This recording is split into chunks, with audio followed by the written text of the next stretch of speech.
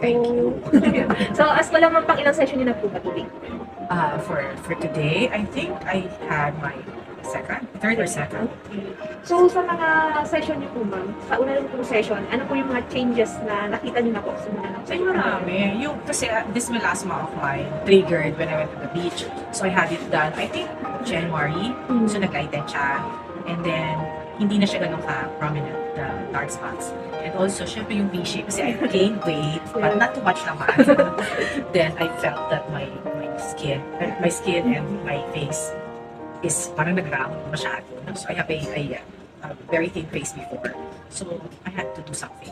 So, happy naman self-care. po Of kayo. course, I'm happy. So happy. So, yun ma'am pa, thank you po dahil natin po ang napili niyo mapuntahan. Oh, thank you. I think natin, meant to be. Kasi hindi ko naman hinahanap to eh. I did not look for it. I was looking for a good clinic. And then, something happened. We just passed